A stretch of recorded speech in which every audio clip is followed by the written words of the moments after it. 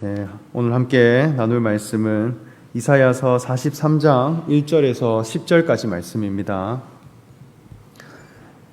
이사야서 43장 1절에서 10절까지 말씀 우리 한 목소리로 읽도록 하겠습니다. 야곱아, 너를 창조하신 여호와께서 지금 말씀하시느니라. 이스라엘아, 너를 지으신 이가 말씀하시느니라. 너는 두려워하지 말라. 내가 너를 구속하였고 내가 너를 지명하여 불렀나니 너는 내 것이라. 내가 물 가운데로 지날 때에 내가 너와 함께 할 것이라. 강을 건널 때에 물이 너를 침몰하지 못할 것이며 지날 때에도 타지 아니할 것이요 불꽃이 너를 사르지도 못하리니. 그래서 나는 여호와 내 하나님이요 이스라엘의 거룩한 이요 구원자임이라. 내가 애굽을 너희 속량물로 구스와 스바를 너를 대신하여 주었노라. 내가 내 눈에 보배롭고 존귀하며 내가 너를 사랑하였은즉 내가 내 대신 사람들을 내어주며 백성들이 내 생명을 대신하리니. 두려워하지 말라. 내가 너와 함께하여 내 자손을 동쪽에서부터 오게 하며 서쪽에서부터 너를 모을 것이며 내가 북쪽에게 이르기를 내놓으라. 남쪽에게 이르기를 가두어 두지 말라. 내 아들들을 먼 곳에서 이끌며 내 딸들을 땅끝에서 오게 하며 내 이름으로 불려지는 모든 자 곧 내가 내 영광을 위하여 창조한 자를 오게 하라. 그를 내가 지었고 그를 내가 만들었느니라. 눈이 있어도 보지 못하고 귀가 있어도 듣지 못하는 백성을 이끌어내라. 열방은 모였으며 회집하는데 그들 중에 누가 이 일을 알려주며 이전 일들을 우리에게 들려주겠느냐. 그들이 그들의 증인을 세워서 자기들의 옳음을 나타내고 듣는 자들이 옳다고 말하게 하여 보라. 나 여호와가 말하노라. 너희는 나의 증인 나의 종으로 택함을 입었나니 이는 너희가 나를 알고 믿으며 내가 그인 줄 깨닫게 함이라.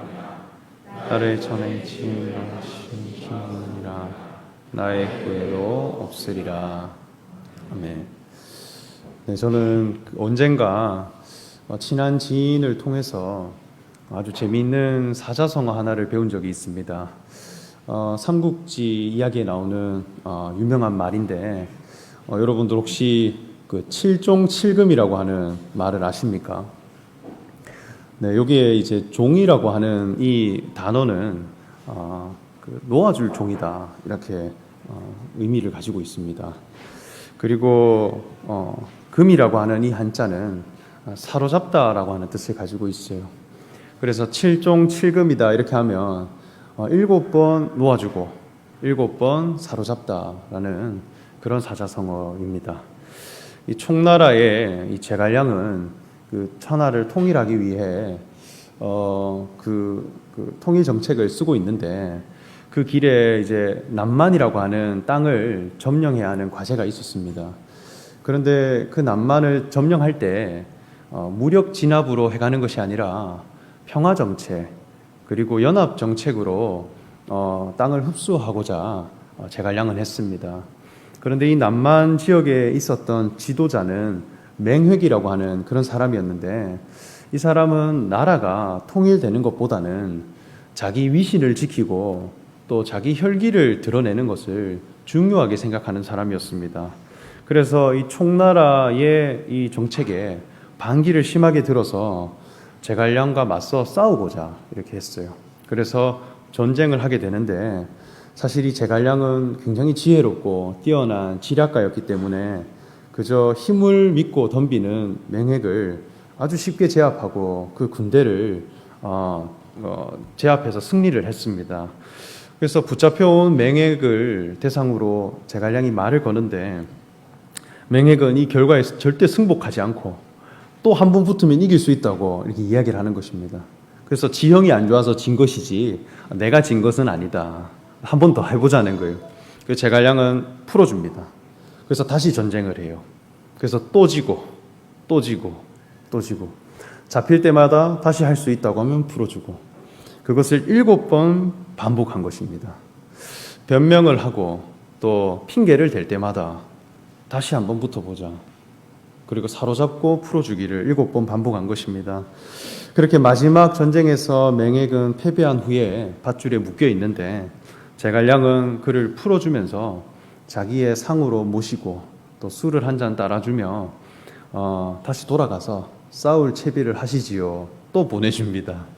그때 맹액은 무릎을 꿇으며 고백하기를 이 못난 사람을 용서해 주셔서 너무 고맙습니다.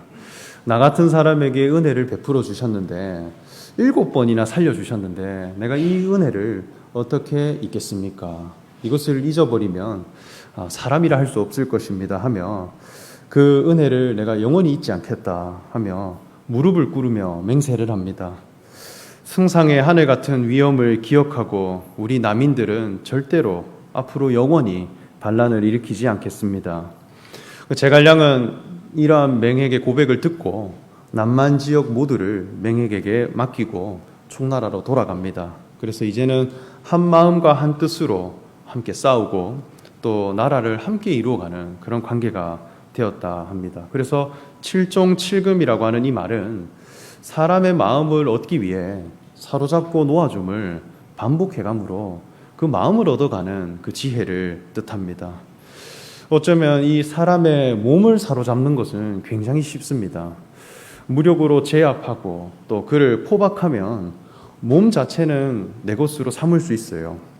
그런데 마음을 사로잡는다라고 하는 것은 결코 쉬운 일이 아닙니다.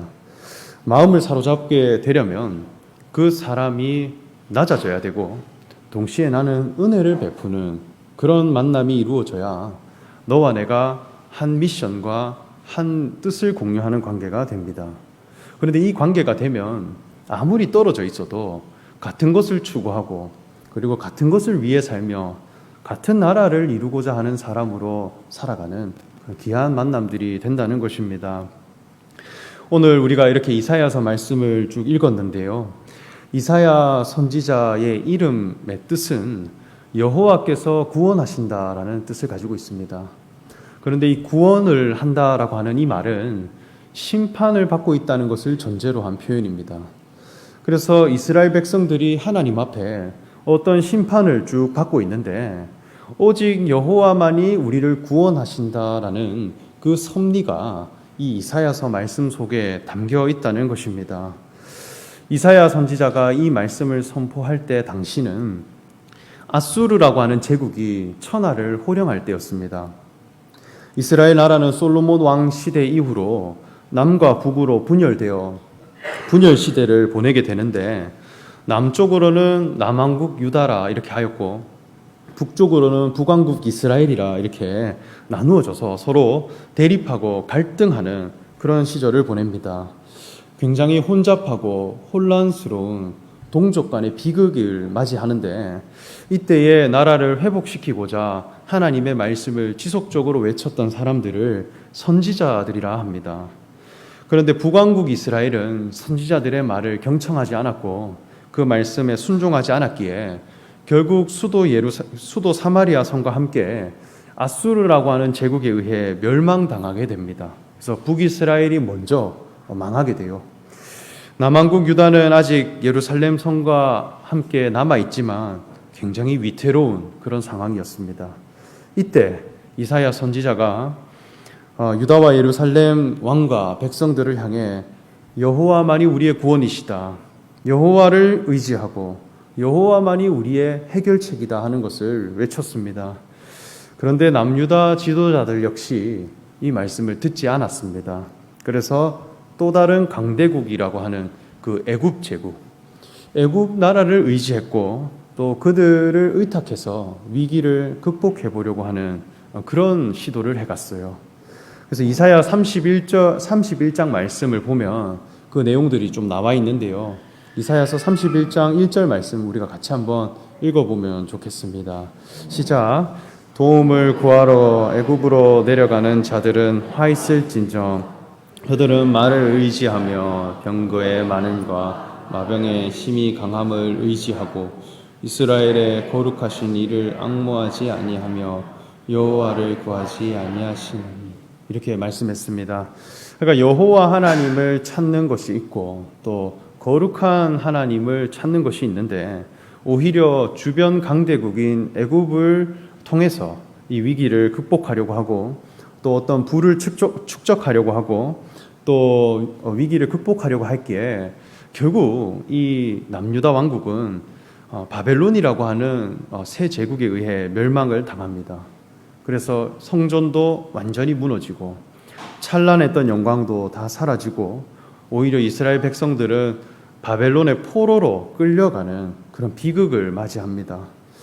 하나님을 섬긴다고 자부했던 북이스라엘과 남유다 모두가 세상 나라에 의해 멸망당하게 되었다는 거예요. 이 사건이 오늘날 우리 신앙에 어떤 교훈이 있을 것인가? 천하를 만드시고 또 위대하시며 능력이 있으신 하나님이 왜 이스라엘 백성들을 붙잡아 두시고 또 지키려고 하시고 또 그들을 이방 족속을 제압해 주신 것이 아니라 왜 사로잡혀 가게 하시고 그들을 멸망하도록 하고 또 패배하도록 하셨을까요?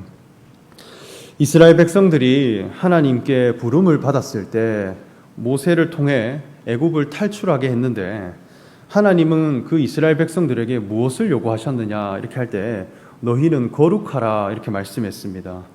그래서 이스라엘 민족들이 갖추어야 할 신앙의 태도는 거룩함입니다. 이것은 구별되다, 구분하다라고 하는 뜻을 가지고 있는데 거룩함이라고 하는 것은 구분할 수 있는 사람이 된다는 거예요. 이것은 본질된 것 한 가지 이외에 다른 것은 다 구별할 수 있는 안목입니다. 하나님이 나를 부르실 때의 그 첫 자리, 그것만이 명확하게 있는 상태, 이것이 거룩함이라는 거예요. 그래서 하나님의 율법을 보면 율법 중에도 이스라엘 백성들은 옷을 만들어 입을 때도 두 종류의 이 옷감, 이 자재를 가지고 옷을 만들지 못하게 했습니다. 그래서 혼용과 혼합은 하지 말라. 한 가지의 재료로만 옷을 만들어라 이렇게 합니다. 그리고 씨를 뿌릴 때도 농사 일을 하는데 씨를 뿌릴 때도 종자 씨를 두 종류의 것을 섞어 뿌리지 마라.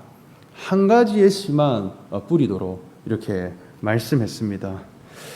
하나님이 사람을 지으시고 또 그 만족하실 때의 모습을 보면 흙으로 우리를 지으셨고 또 그 코에 생기를 불어넣으심으로 사람이 하나님 앞에 살아있는 영이 되었다 이렇게 말씀합니다. 흙으로 지음받았다라고 하는 것은 연약함에 휩싸여 있다는 거예요. 그래서 스스로 구원할 수가 없고 또 먼지투성이며 더러움에 가득 차 있다는 것입니다. 그런데 하나님의 성품을 표현하기에 너무 적합한 자리더라는 것입니다. 그래서 인생이 연약하지만 하나님의 사랑, 하나님이 사람을 자녀 삼으시는 그 생명성, 그리고 하나님이 사람을 다스릴 수 있도록 허락하신 하나님의 의, 이것을 표현할 수 있는 그런 존재로 우리를 부르셨는데 이것이 하나님이 우리에게 매겨놓으신 첫 자리라는 것입니다. 이것만 확보해가면 하나님도 우리에게 만족하시고 우리도 만족하게끔 하나님이 지으셨는데 이게 거룩한 신앙이라 할 수 있겠습니다. 그런데 사람이 선악과를 먹고 또 땅을 보며 살아가고 또 이 세상을 못 믿고 살아가다 보니 많은 것들을 더딥혀 가게 되는 것입니다. 어떤 직업을 가지기도 하고 또 그 속에서 직함을 달기도 하고 또 내 소유 가치를 축적하게 되면 자기를 꾸미는 법을 배우게 됩니다. 또 자기를 부풀리고 그리고 스스로 판단해서 뭔가를 감추어낼 수 있는 능력을 가지게 됩니다. 그런데 세상 앞에서는 그렇게 살아가는데 그 원리를 가지고 하나님 앞에서도 나아가려고 하는 그런 태도를 보이게 되더라는 것이죠. 그런데 하나님의 관심은 어디에 있냐 이렇게 할 때 너희는 거룩하라 이렇게 말씀했습니다. 아버지의 마음은 자녀라고 하는 그 생명 하나만 보시고 그리고 그것으로 판단하시고 그것으로 옳다 하시는 분이라는 것입니다. 그래서 여호와께서 우리를 구원하신다라는 것입니다. 이전에 그 박정희 대통령이 5.16 군사정변을 일으키고 자기 고향을 향해 그 어르신들을 인사하러 갔다고 하는 이야기를 들은 적이 있습니다. 그 당시에 박정희라고 하는 사람은 모든 국민들이 두려워하는 그런 사람이고, 또 누군가에게는 추앙받는 영웅이 되고, 또 뭔가를 다스릴 수 있는 지도자가 되었는데, 그 일을 일으키고 자기를 낳아준 부모님을 향해 가는데, 부모님 집 앞에 들어와서 부모님 방으로 갈 때 어떻게 들어갔는가? 총사령관의 모자와 그리고 그 군복, 그리고 자기를 지키고 있는 권총과 탄띠, 자기가 입고 있는 계급장 그 옷들, 그리고 자기가 걸어올 때 신었던 그 신발, 군화 모두 다 벗고, 모든 옷을 다 벗고 내려놓은 후에 아버지, 아들 왔습니다 하며 이렇게 인사를 했다고 합니다. 큰 절을 올리는데 어떤 사람으로 나아가느냐? 자기 계급에 붙어 있는 제복들, 그리고 내가 어떤 학교에서 졸업했고 그리고 거기에서 명문 대학교를 나왔는가 하는 그 신분과 약장들, 그것도 다 벗고, 나를 설명할 수 있는 그 마스코트였던 레이벤 선글라스도 다 벗고, 아들 왔습니다, 아들이라고 하는 이름 하나만 가지고 나아가는 것입니다. 신앙도 마찬가지입니다. 거룩함을 요구했다라고 하는 것은 아버지가 자녀에게 준 것 한 가지만 보시고 그것만 가지고 오라는 것입니다. 그것 외에 다른 것은 구별할 수 있는 안목, 그것이 거룩함입니다. 어쩌면 이것은 세상 일 자체를 등지자는 것이 아닙니다. 세상 일은 세상에 속하여서 세상이 추구하는 원리에 맞춰서 내가 최선을 다해 살아갑니다. 땅을 버타며 살아가고 또 몸을 입고 살아가는데 하늘에 소망을 두는 사람이 된다는 것입니다. 보화를 하늘에 쌓아둘 줄 아는 사람이 되는 것입니다. 하나님 앞에서 나아갈 때는 오직 내게 주신 그리스도의 생명만이 풍성해지기를 간구하는 사람이 있더라는 것이죠. 이러한 정신으로 세워진 나라가 이스라엘인데, 바벨론이라고 하는 나라에 멸망을 당했습니다. 바벨론이라고 하는 이 나라의 이름 뜻은 혼합이라는 뜻을 가지고 있습니다. 그래서 나라에 추구하는 가치가 뭐냐? 혼합이라는 거예요. 거룩한 나라가 혼합이라고 하는 나라에 패배해서 사로잡혀 갔다는 것입니다. 이것은 우리에게 굉장히 큰 교훈을 주고 있습니다. 혼합되었다라고 하는 것은 막 뒤섞여 있는 것입니다. 아무런 구분 없이 좋다고 하는 것은 다 섞어 놓은 것과 같습니다. 상수도와 하수도 물이 섞여 있는 것과 같고, 또 상한 음식과 또 싱싱한 음식이 뒤섞여서 뭔가를 섭취해 가는 것과 같은 그 상태가 혼합된 사람이라는 것입니다. 세상에서 추구하는 원리는 혼합될수록 좋아요. 위대함을 이루고 또 강함을 이루는 세계, 또 견고함을 이루는 이 세계는 혼합이 이루어지면 이루어질수록 더 원활하게 세워져 갑니다. 조금 더 좋은 혼합물들이 좋은 제품을 만들어가고 또 견고한 세상을 이룹니다. 작물도 혼합을 하고 또 뭔가 혼용을 해야 위대한 상품과 뛰어난 가치가 나오는 것입니다. 그래서 좋다고 하는 것은 다 취해보자는 것입니다. 훌륭하다 여길 만한, 그때그때 훌륭하다 여길 만한 것들을 다 한번 조화롭게 모아보자는 것입니다. 현대시대는 이 정보의 홍수라고 했습니다. 정보가 넘쳐난다는 거예요. 구분 없이 막 모여가지고 차고 넘치는 시대가 된 것입니다.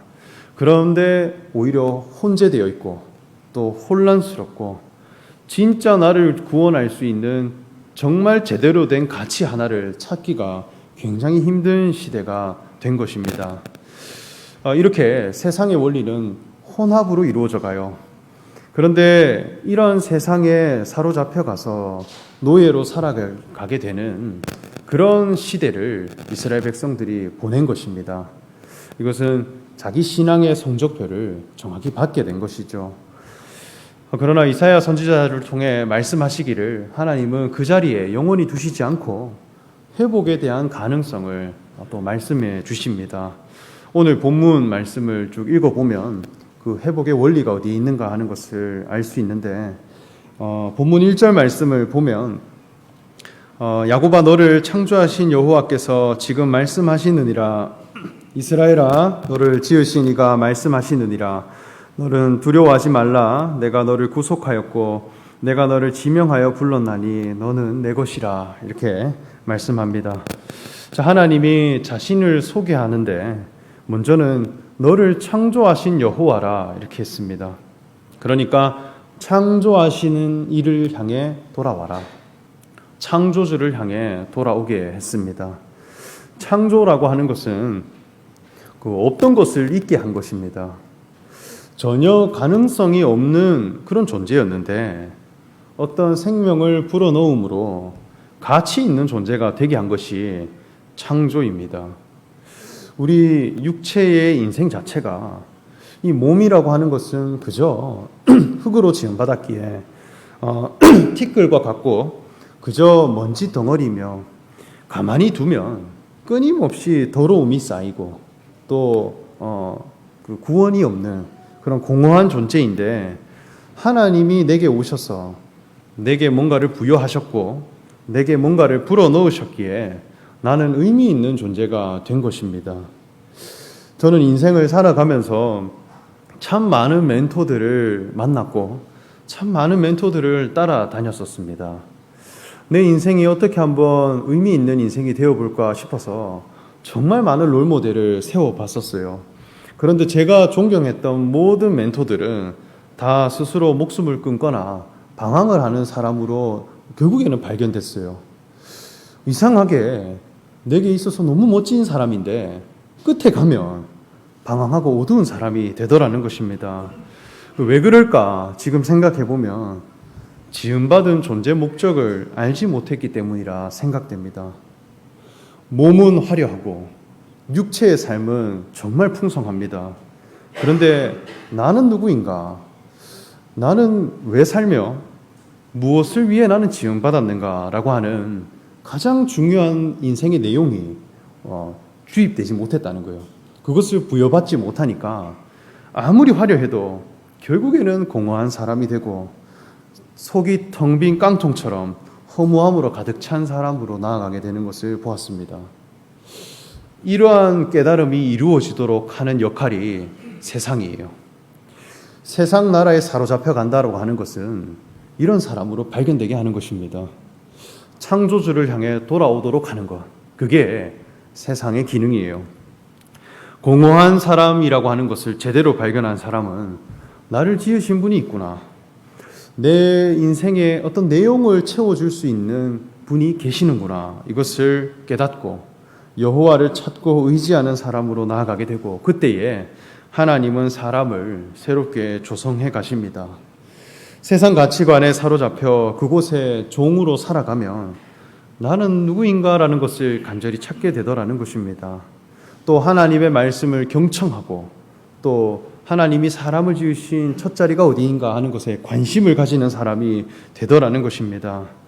그때에 하나님이 우리에게 찾아오셔서 새로운 미션을 부여해 주시고 또 내가 인생에 본받아야 할 참된 스승, 참된 롤모델, 그리고 참된 목자 대신 예수 그리스도를 소개해 주시고 하나님이 나를 향한 계획이 무엇인가 하는 것을 새롭게 깨닫도록 하시는 것입니다.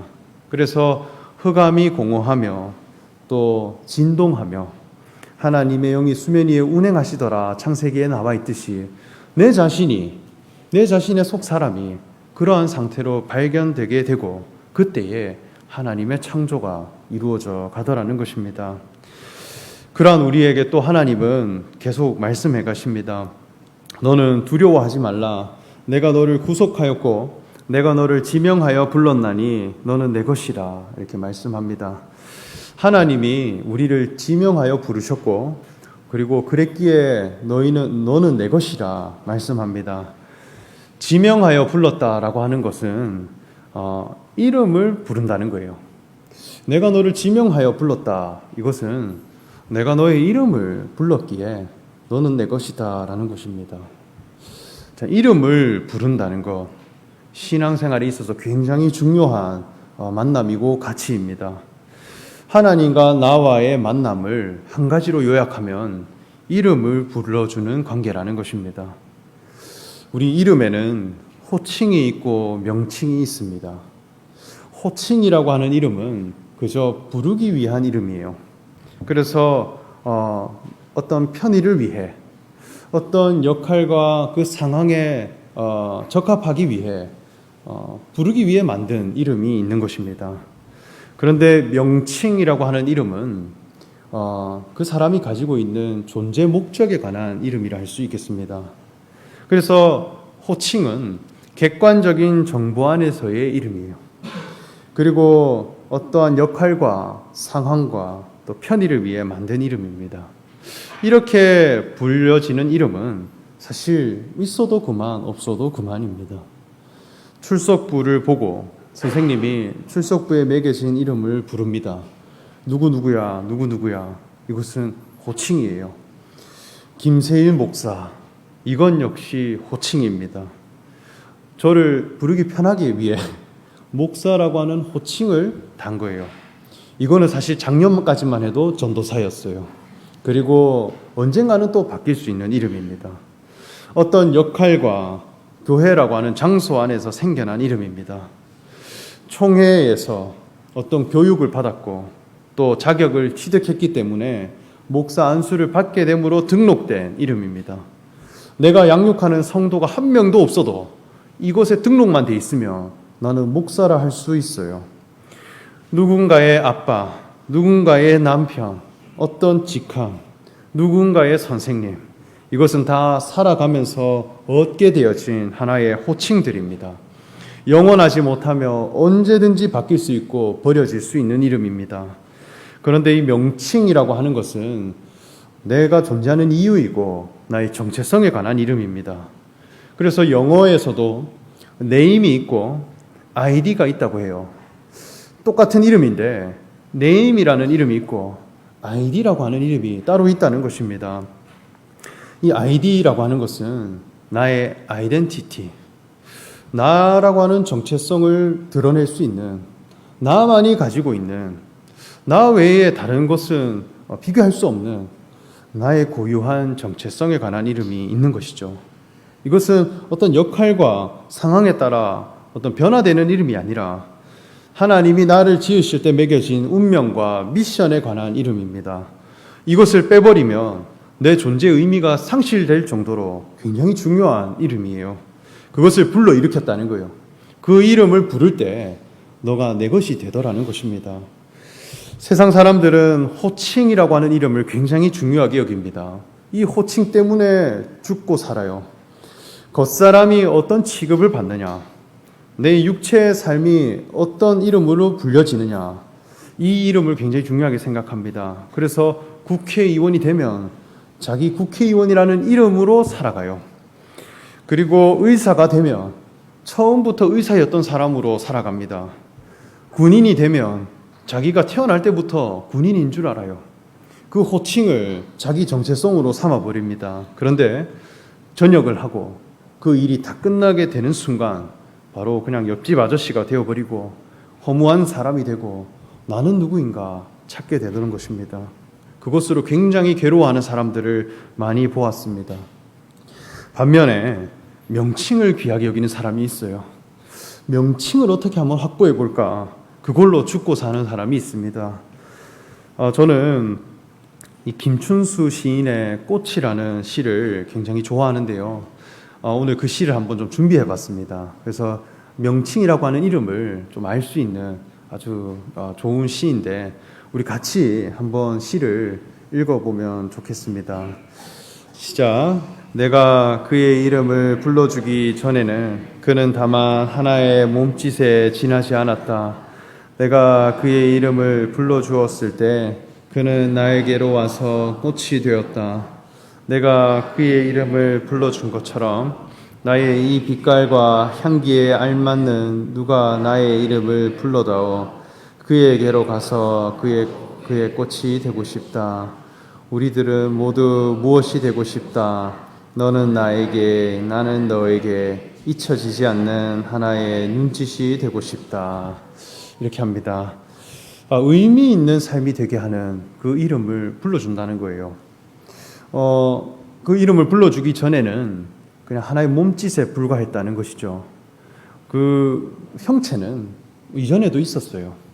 그런데 나는 누구인가라고 하는 그 이름을 불러줄 때 나는 그에게로 와서 꽃이 되었다는 것입니다.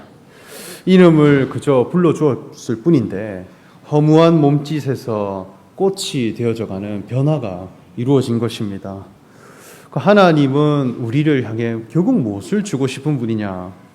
우리의 이름을 부르시기를 원하는 분입니다. 이것은 호칭이 아니라 명칭입니다. 하나님을 통해서 호칭을 찾고자 하는 사람들이 있어요. 그러나 하나님은 우리의 명칭에 관심을 가지신 분이다. 하나님이 우리에게 불러주고자 하는 우리의 이름은 그리스도인이에요.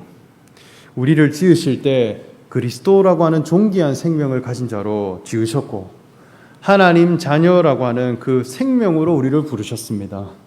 우리가 몸을 가지고 있기에 너무나 연약하고 너무나 모순되고 하나님의 율법을 다 내가 행할 수가 없고 늘 그것 앞에 실패자가 되고 나약하며 내 마음대로 나를 변화시킬 수 없는 그런 인생이라 할지라도 그러한 우리를 자녀 삼으셔서 하나님의 사랑을 드러내시고 하나님의 의로 다스려갈 수 있는 자들로 우리를 부르셨다는 것입니다. 그런데 이 위치에 대해서 벗어나고 이 위치에 관심 가지는 것이 아니라 주변의 세상의 강대국들, 세상이 추구하는 혼합된 사상들, 이것으로 어떻게 하면 선해질 수 있을까? 그것으로 내 신앙을 바꾸어 볼 수 있을까? 나라는 사람의 가치를 확보해 볼까? 이렇게 여기는 사람들이 바로 죄에 사로잡힌 자들이라는 것입니다.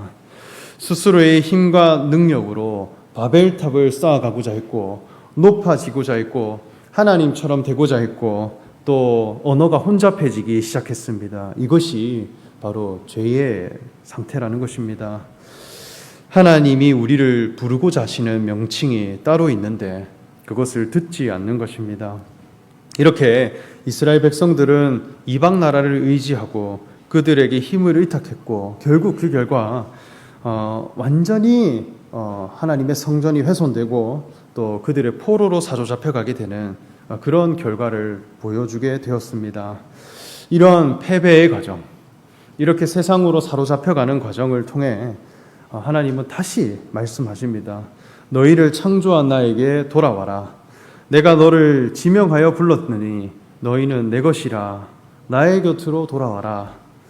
우리는 이 망한다고 하는 것, 내가 원하는 바가 이루어지지 않고 세상에 의해서 내가 망한다고 하는 것은 하나님의 뜻이 아니라 이렇게 여기는 사람들이 있습니다. 그런데 하나님은 그 400년간 이스라엘 백성들을 애굽에 두게 하셨고 바벨론에 사로잡혀서 70년간 그곳에 포로 생활을 하게 했습니다. 이것은 굉장히 중요한 교육 도구라는 거예요. 왜냐하면 마음이 바뀌어야 되기 때문입니다. 마음이 돌아와야 되기 때문이에요. 명칭에 대한 갈급함을 가진 사람이 되기를 바라시기 때문입니다. 하나님이 나의 창조자이시구나. 나의 주인 되시는구나. 내 존재에 관한 목적이 여호와께 있구나.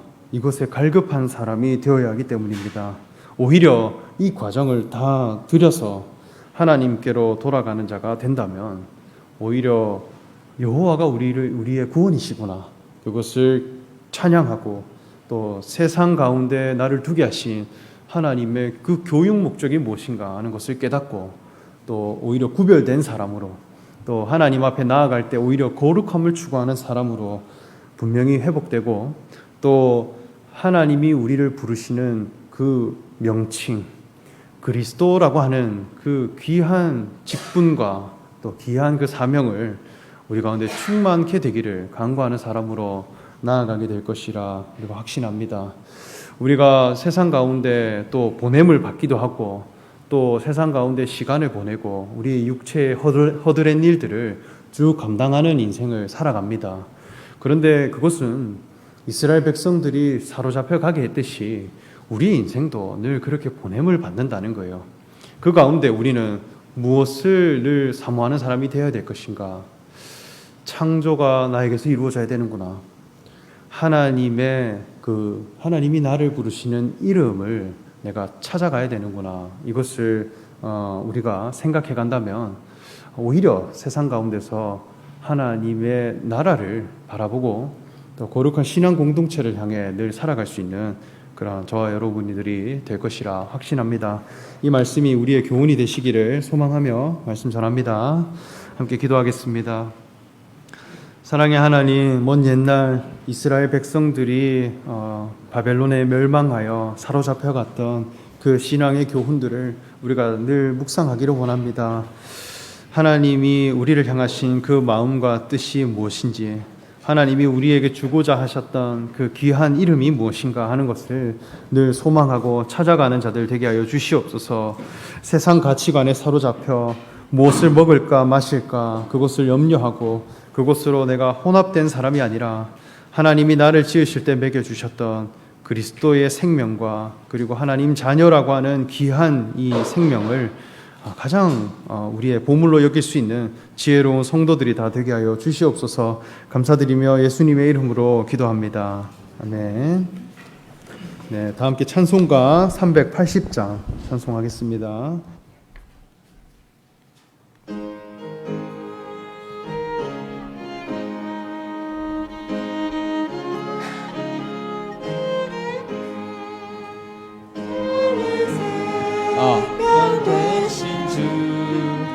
주님 앞에 나아갑니다. 주의 흘린 보혈로 정케 하사 받아주소서. 날마다 주를 찬송하겠네. 주의 사랑 줄로서 나를 굳게 잡아주소서. 괴로운 세상 지낼 때 나를 인도하여 주소서. 주를 믿고 나가면 나의 길을 잃지 않겠네. 날마다 주를 찬송하겠네. 주의 사랑 줄로서 나를 굳게 잡아 매소서. 세상 살아갈 때에 주를 더욱 사랑합니다.